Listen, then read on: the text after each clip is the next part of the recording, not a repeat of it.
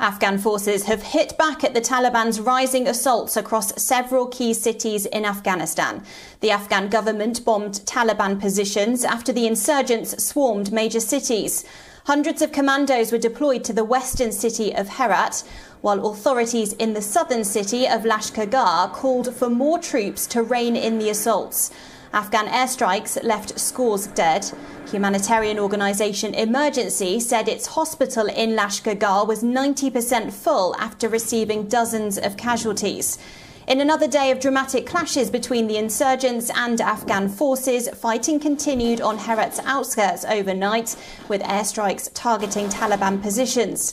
Herat Provincial Governor's spokesperson, Jailani Farhad, said around 100 Taliban fighters had been killed in the attacks. The Ministry of Defence has also said that hundreds of commandos had been sent to Herat to help beat back the insurgent assault. Afghan Army spokesperson Ajmal Amar Shinwari said that 3 provinces, Herat, Helmand and Kandahar, are under emergency, but the troops are ready to fight back. ما کوشش‌های زیاد کردیم که از مردم حفاظت کنیم. طالبان اکثرا در خانه‌های ملکی پناه بردن و از اوجا می‌خواهند که حمله کنند و حمله هم کردند. ما عملیات ما را بسیار با دقت انجام میدیم تا از تلفات ملکی جلوگیری شود. Flights out of Kandahar were suspended after 2 rockets hit the runway before dawn. Kandahar is Afghanistan's second largest city and a former stronghold of the insurgents. The Taliban claimed the attack, saying government warplanes were bombarding their positions. Flights resumed later on Sunday after the runway was repaired. The Taliban's rapid territorial gains during the final stages of the US military withdrawal have been in largely sparsely populated rural areas. In recent weeks, Taliban has brought increasing pressure on provincial capitals and seized key border crossings. Even in the final stages of withdrawal, the US military has also carried out airstrikes against the Taliban to help the Afghan forces keep the insurgents from overrunning urban areas. Despite the risk of hitting civilians in heavily populated areas, Afghan security forces have also increasingly relied on airstrikes to push terrorists back from the cities. The government has repeatedly dismissed the steady gains. The Taliban have retained seized Afghan cities only briefly in the past. They attacked the security forces, they tried to overrun the territories. The province of Laghman is manned by the Afghan police. Most of these attacks by the Taliban come in late in the night. Anas Malik in Laghman, Afghanistan for WION World is One. For weeks, WION's Anas Malik has been on the ground in Afghanistan. In this latest report, he travelled to the province of Laghman, which is just 150 kilometres away from Kabul. There too, the Taliban has made territorial gains. The terror group control 3 out of the 5 districts of the strategically important province, as Anna Malik reports. Laghman, the province is known for its lushness. It has sizable tracts of irrigated land, and one can see stretches of fields of fruits and vegetables during the journey across Laghman. As you exit the city of Kabul, mobile networks fade away. In between, you would find plenty of scenic views. One would have to take the Kabul-Jalalabad highway for the province. It lies in between. Halfway through on the road, and one would find the Naglu Dam. Behind me is the Naglu Dam. The turquoise blue water is said to be coming from the river of Kabul. This serves as a major water reservoir for the people of Afghanistan. The entire highway is manned by checkposts, both by the Afghan army and the Afghan police. Afghan army has also stationed its Hummer vehicles, better known as Humvees, at blind spots.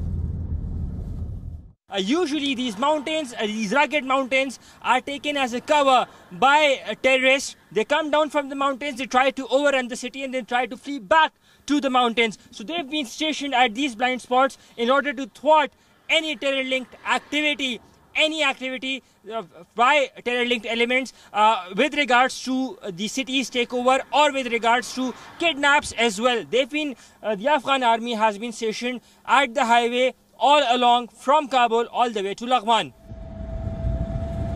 The province has repeatedly come under attack by the Taliban because of its strategic importance given the proximity it shares with the capital city of Kabul. It is located in the east of Afghanistan. Just before you enter the capital city of Mehterlam, there is a police checkpoint which physically checks all cars going in and out. The entrance to Mehterlam, the capital of the province of Laghman, is manned by the Afghan police. They physically check each and every car going in or coming out of the territory for the fact that 3 out of the 5 districts of this province are ruled by the Taliban.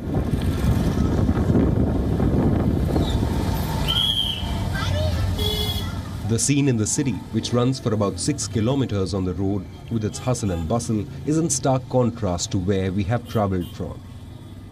I'm standing in Mehterlam, the provincial capital of the province of Laghman. Mehterlam is about 150 kilometers from the Afghan capital city of Kabul. It's a 3-hour drive which has a major Pashtun population.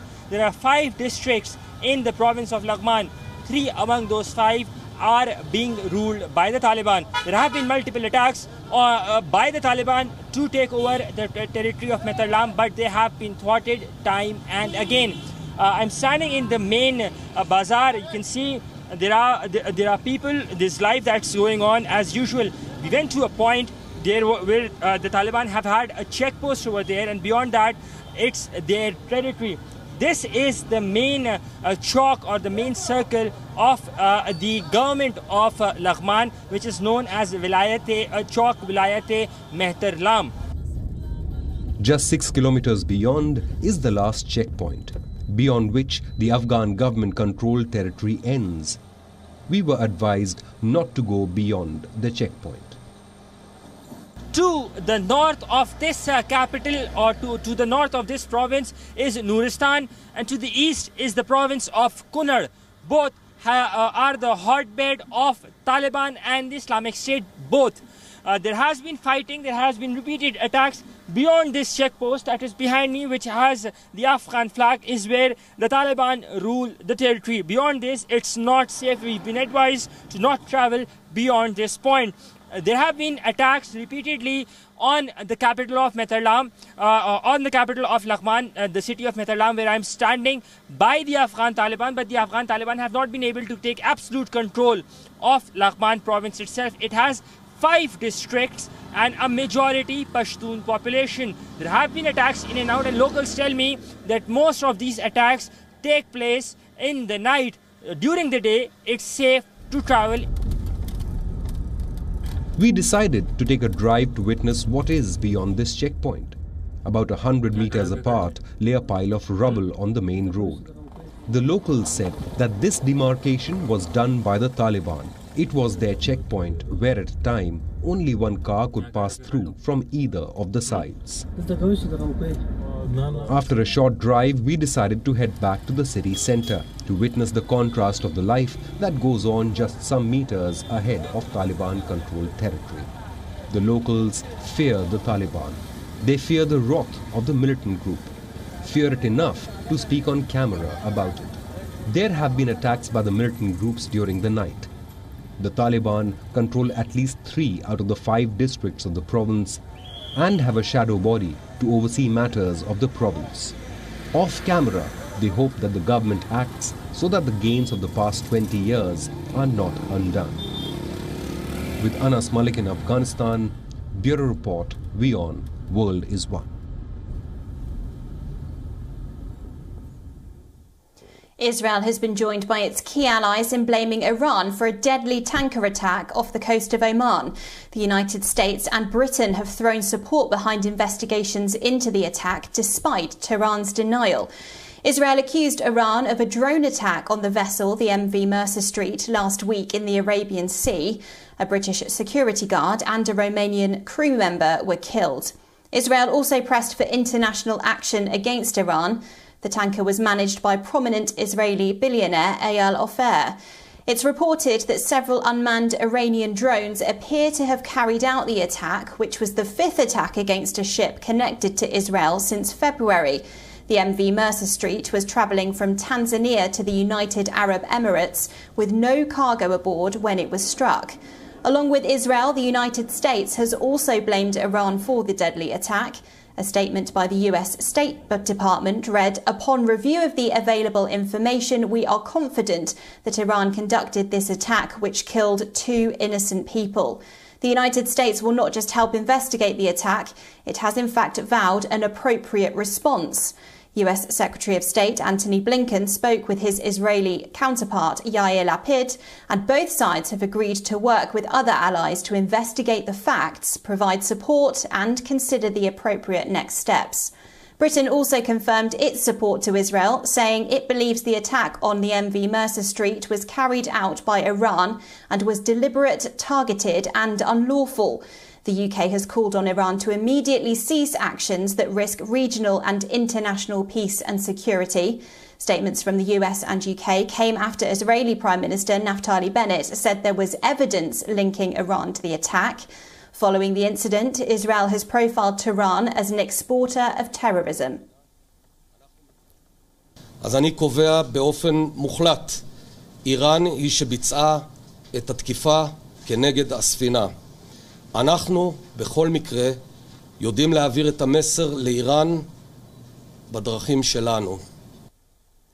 Iran has denied launching the drone attack on the oil tanker, calling the accusations baseless.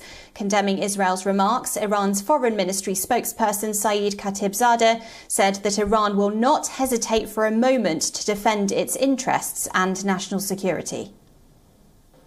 رژیم اشغالگر قدس بار اولش نیست که از این اتهامات متوجه جمهوری اسلامی ایران کرده. هر کجا این رژیم رفته با خودش ناامنی، ترور و خشونت برده. مسئول وضعیت فعلی همونهایی هستن که پای رژیم اشغالگر قدس رو به این منطقه باز کردن. قطعاً این اظهارات محکوم هست. رژیم اشغالگر قدس باید بدونه که با این فرافکنی ها دردی از دردهاش دوا نمیشه. In an effort to curb the rising cases of Delta variant, Israel has now launched its COVID booster shot campaign to allow some older people to get an additional third dose. Israel launched the campaign to give Pfizer booster jabs to people aged 60 and above in the hope of increasing their protection against COVID-19. It makes Israel the first country to offer a third dose of a Western vaccine to its citizens on a large scale. The booster campaign is expected to effectively turn Israel into a testing ground for a third dose. I feel excellent. I also felt very good after the first 2 vaccinations. And if we'll need a 4th vaccination, also no problem. It's such a small thing. And again, I think the fact that we can have the vaccinations is just a huge right that we get, and we should use it. Israeli Minister Isaac Herzog received the 3rd shot of coronavirus vaccine on Friday, kicking off the campaign. On the eve of the booster rollout, Israeli Prime Minister Naftali Bennett had said that Israel has already given 2,000 immunosuppressed people the 3rd dose with no severe adverse effects. Israel launched one of the world's most successful vaccination drives earlier this year, with over 56% of its 9.3 million people vaccinated with 2 doses of COVID vaccine. Meanwhile, Britain is also set to offer COVID booster vaccines to 32 million Britons starting early next month. The shots will be available in as many as 2,000 pharmacies, with the goal of getting them into arms by early December. According to reports, pharmacies will be at the forefront of the vaccine programme so that doctors and NHS staff can focus on the growing backlog of patients awaiting other treatments. Many Middle Eastern countries, including Bahrain, are already offering booster shots to vaccinated individuals. The Indonesian Doctors Association has also called on the government to greenlight booster shots for health workers. And there are media reports to suggest that Thailand, too, is also considering giving booster shots for frontline workers.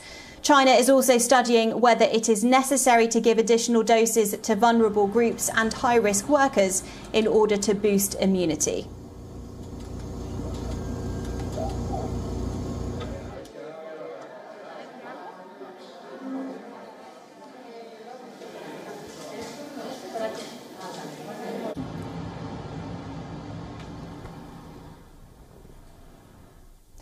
Greece has been struck by a series of forest fires as a heat wave fed by hot atmospheric air pressure from Africa continues to make its way across southern Europe. The raging wildfires, fueled by the unprecedented heat wave, have already injured 8 people and have destroyed dozens of homes in the region. Several villages and beaches were evacuated on Saturday when the fire crossed over the highway connecting Athens to Patras, Greece's third largest city. Authorities have deployed nearly 300 firefighters, 2 water bomber planes and 5 helicopters in an attempt to contain the raging forest fires. The fire erupted early on Saturday in the hills of Syria in Greece's Peloponnese, around 30 kilometres east of Patras, and quickly spread downwards towards the coast. The blaze burned on multiple fronts and reached the sea, where a fire service vessel helped the firefighting planes to put out the blaze. Δώσαμε μεγάλη μάχη να σώσουμε τουλάχιστον τα σπίτια μας. Οι περιουσίες έχουν καταστραφεί, όλα τα πάντα, καίγονται ακόμα, δασικές εκτάσεις, ελαιόδεντρα, αμπέλια. Σήμερα είναι πολύ δύσκολα εκεί πέρα, αλλά πιστεύω ότι με τα αέρια να τα βάλουμε υπό έλεγχο τη φωτιά. Authorities have evacuated residents from 5 villages in the region, including the seaside resort of Logos. Hospitals in Patras and the neighbouring city of Aigio have been put on notice to admit any injured people, while the Coast Guard have been put on standby to provide assistance in the rescue operations. In Turkey, where firefighters continue to contain the raging blazes for a 5th consecutive day, the death toll rose to 8 on Sunday. While most of the 100 blazes that erupted in Turkey in the last 5 days have been brought under control, fires continue to burn in the southern coastal provinces of the Antalya and Mersin and the western region of Muğla. President Erdogan, who was in Antalya to visit the affected areas, said multiple investigations were underway to find the possible perpetrators behind the fires. Meanwhile, residents of Turkey's Muğla province and surrounding areas have fled their villages to move to safety. Tourists were evacuated on Saturday from some hotels in Muğla's popular district of Bodrum as fires spread down the hill towards the seashore.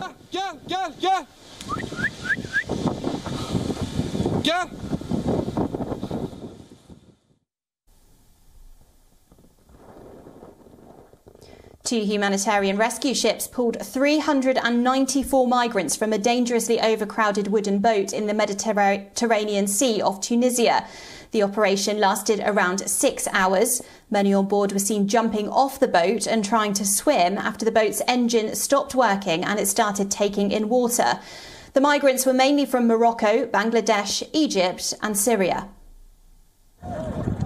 An overcrowded wooden boat carrying hundreds of migrants was spotted in the Mediterranean overnight on Sunday.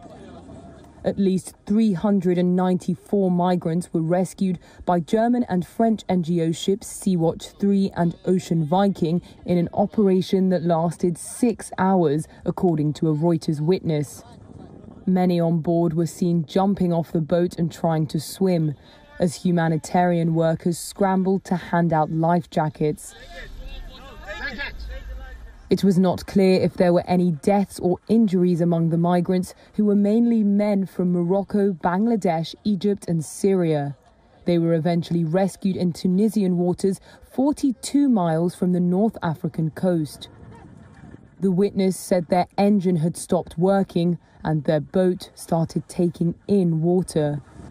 Migrant boat departures from Libya and Tunisia to Italy and other parts of Europe have increased in recent months as weather conditions have improved.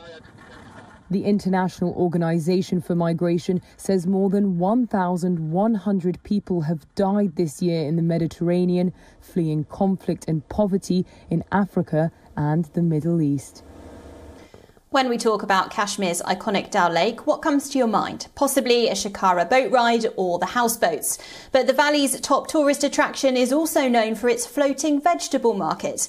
WION's correspondent Johan Castell visited this unique market.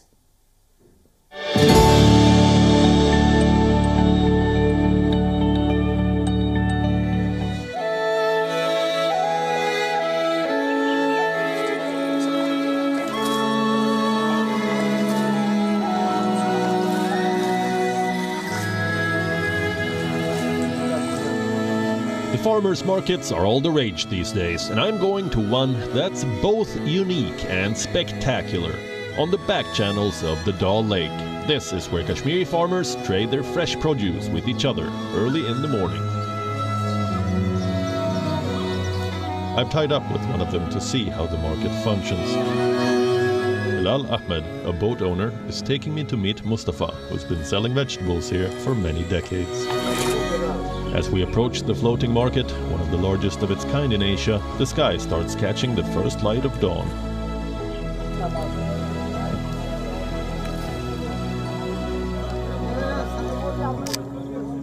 The timing couldn't have been any better. I love photography, and this place is a shutterbug's haven.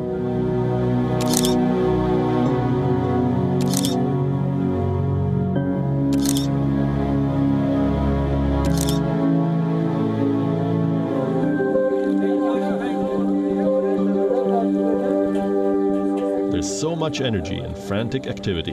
With their boats laden with vegetables, these farmers are just getting ready to start their day. One has to be very careful about not being hit by the oars or the boats, which jostle for space in the middle of the lake.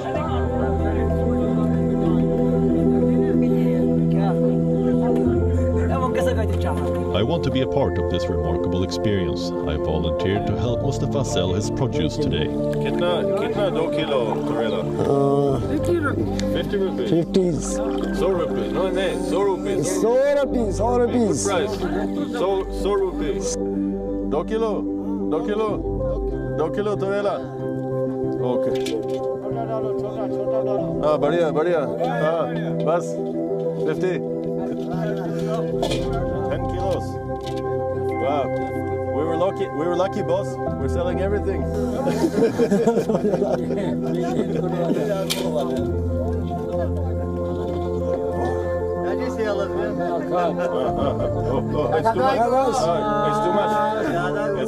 It's too much. We're being very kind, sir.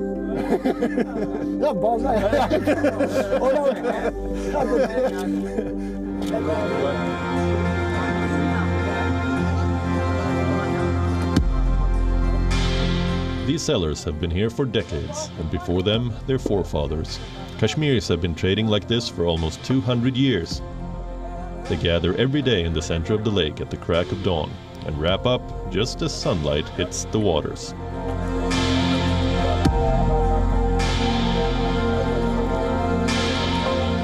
This market has been operational for over a century and is only running in the summer months of the year. Some boatmen paddle for several kilometers each day to go and come back from the market. They bring their produce from their floating gardens, and once they are finished buying and selling, they proceed to sell these vegetables in different shops around Srinagar. It's a wonderful adventure to go out there first thing in the morning, and as soon as the sun breaks the mountains surrounding Srinagar, the market dissipates. What an experience! This one I think I will be narrating to my grandchildren someday.